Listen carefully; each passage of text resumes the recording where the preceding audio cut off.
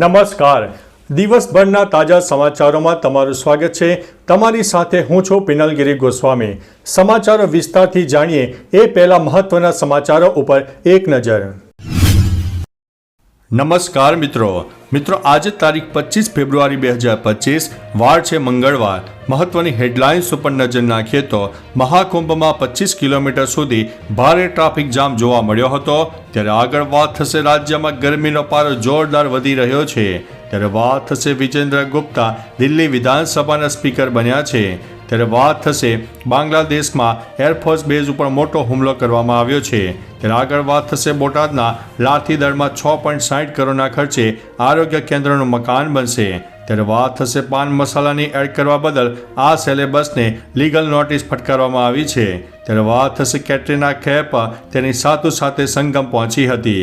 ત્યારે આગળ વાત થશે સોમનાથમાં ભવ્ય મહાશિવરાત્રિ પર્વનું આયોજન. ત્યારે આગળ વાત થશે સરકારની સ્માર્ટ મીટર સાથે સ્માર્ટ ગેમ પણ સામે આવી છે. આગળ વાત થશે અંતે આઈઆઈટી બાબાએ માફી માંગી છે. આગળ વાત થશે માનદ વેતન અને કમિશન વધારવા માટે ગુજરાતભરના વીસીઓની હડતાલ સામે આવી છે. ત્યારે આગળ વાત થશે ઉત્તર પ્રદેશમાં સમૂહ લગ્નમાં અનોખી છેતરપિંડી આચરવામાં આવી છે. હવે મિત્રો સમાચારો વિસ્તારથી. ઉત્તર પ્રદેશના અમરોહામાં મુખ્યમંત્રીના સમૂહ લગ્નમાં છેતરપિંડીનો મામલો સામે આવ્યો છે. અહીં અસ્મા નામની એક મહિલા તેના ભાઈ સાથે મળીને એક ભેંસ ખરીદવા માંગતી હતી. આ કારણોસર તેણીએ ફરીથી લગ્ન કરવાનું નક્કી કર્યું, પરંતુ તેના સસરા ઘટના સ્થળે આવી પહોંચ્યા અને આખો ખેલ બગાડી નાખ્યો. આ મહિલાએ સમૂહ લગ્નમાં મળતો ફાયદો લેવા માટે આ કાવતરો ઘડ્યું હતું. મિત્રો અન્ય મહત્વના સમાચારની વાત કરીએ તો માનદ વેતન અને કમિશન વધારવા માટે ગુજરાતભરના વીસીઓની હડતાલ. માનદ વેતન અને કમિશન વધારાને લઈને વિલેજ કોમ્પ્યુટર ઓપરેટર્સ અચોક્કસ મુદતની હડતાલ પર ઉતર્યા છે. ગુજરાતભરના વીસીઓની હડતાલમાં ઊંઝા તાલુકાની 33 ગ્રામ પંચાયતમાંથી તમામ વીસીઓ જોડાયા હતા. આ કારણે ગ્રામ્ય વિસ્તારોમાં નાગરિકોના મહત્વના સરકારી કામકાજ પ્રભાવિત થશે. તેઓ માનદ વેતન વધારવા અને કમિશન નીતિમાં સુધારાની માગણીઓ સાથે ગાંધીનગર ખાતે એકત્રિત થયા છે. મિત્રો અન્ય મહત્વના સમાચારની વાત કરીએ તો અંતે આઈઆઈટી બાબાએ માફી માંગી છે. ભારતની શાનદાર જીતથી દેશમાં દિવાળી જેવો માહોલ હતો. ત્યારે ભારતની જીત બાદ વાયરલ થયેલા આઈઆઈટી બાબાએ માફી માંગી છે. બાબાએ લખ્યું છે કે હું જાહેરમાં માફી માંગુ છું, ઉજવણી કરો, પાર્ટીનો સમય થઈ ગયો છે. બીજી પોસ્ટમાં તેમણે લખ્યું, હું કંઈ પણ ફેંકતો રહું છું, તમે એને આટલી ગંભીરતાથી કેમ લઈ રહ્યા છો. મિત્રો અન્ય મહત્વના સમાચારની વાત કરીએ તો સરકારની સ્માર્ટ મીટર સાથે સ્માર્ટ ગેમ. રાજ્ય સરકાર દ્વારા ગુજરાતમાં સ્માર્ટ મીટર લગાડવાની પ્રક્રિયા હાથ ધરવામાં આવી. સ્માર્ટ મીટર બાબતે નાગરિકોને પ્રોત્સાહિત કરવા બપોરના સમયે સોલાર ઉર્જાથી વીજ ઉત્પાદનનું થતું હોવાથી રાજ્ય સરકાર બપોરે 11 થી 3 કલાક દરમિયાન જે યુનિટ વપરાય છે તે માટે પ્રતિ યુનિટ 0.45 પૈસા રાહત આપવાની દરખાસ્ત જર્કમાં કરી રહી છે. સવારે અને રાત્રે વીજળી મોકળી કરવામાં આવશે. અત્યાર સુધીમાં 6 લાખ જેટલા સ્માર્ટ મીટર લગાવવામાં આવ્યા છે. મિત્રો અન્ય મહત્વના સમાચારની વાત કરીએ તો સોમનાથમાં ભવ્ય મહાશિવરાત્રિ પર્વનું આયોજન. સોમનાથ મહાદેવ મંદિરમાં મહાશિવરાત્રિ 2025ની ભવ્ય ઉજવણી કરવામાં આવી. મંદિર 26 ફેબ્રુઆરીએ સવારે 4 વાગ્યાથી સતત 42 કલાક સુધી ભક્તો માટે ખુલ્લું રહ્યું. સવારે 8 વાગ્યે સોમનાથ સમુદ્ર કિનારે હજારો ભક્તો માટે પાર્થિવ શિવલિંગ મહાપૂજાનું આયોજન થયું.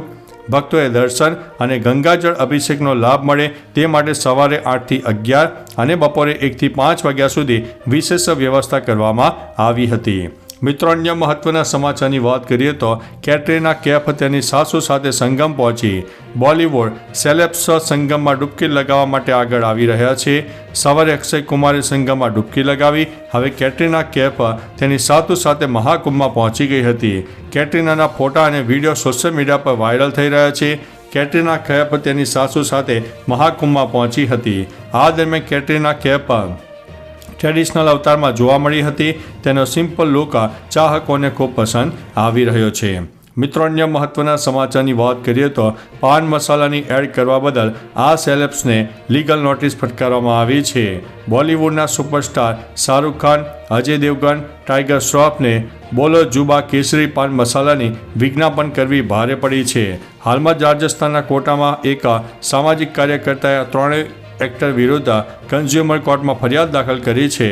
ફરિયાદમાં કહેવાયું છે કે બોલો જુબા કેસરીમાં આ એક્ટર કેસરયુક્ત પાન મસાલાનો પ્રચાર કરીને યુવાનોને ગુમરાહ કરી રહ્યા છે.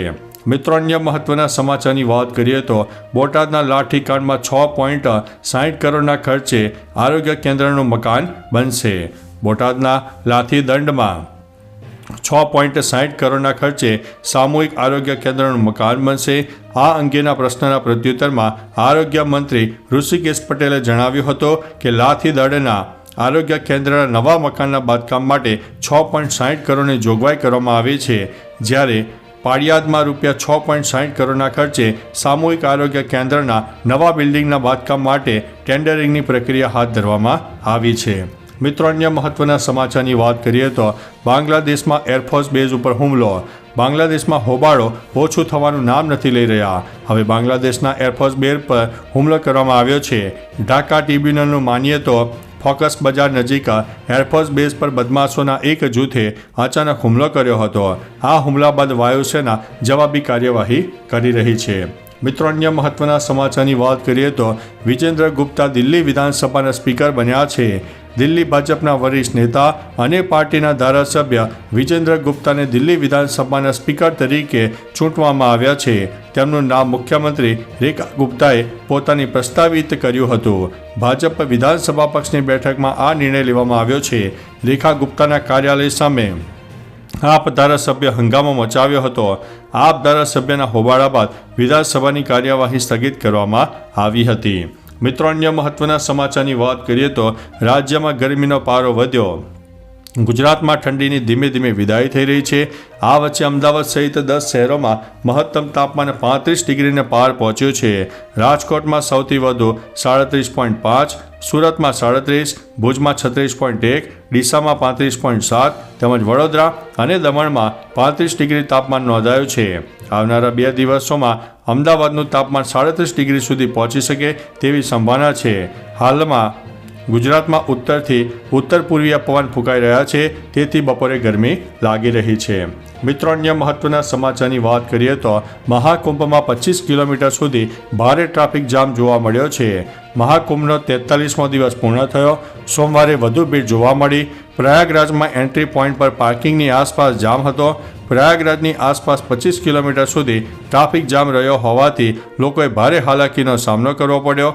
પ્રયાગરાજ પહોંચતી ગાડીઓને સંગમના 10 કિલોમીટર પહેલાં પાર્કિંગમાં રોકવામાં આવી હતી. બીજી તરફ ઓટોવાળા 10 કિલોમીટર માટે 1000 રૂપિયાની ભાડું પણ વસૂલી કરી રહ્યા હતા. તો ચાલો મિત્રો, ફરીથી દેશ અને દુનિયાના સુપરફાસ્ટ સમાચાર લઈને મળતા રહીશો. ત્યાં સુધી અમને રજા આપશો. નમસ્તે.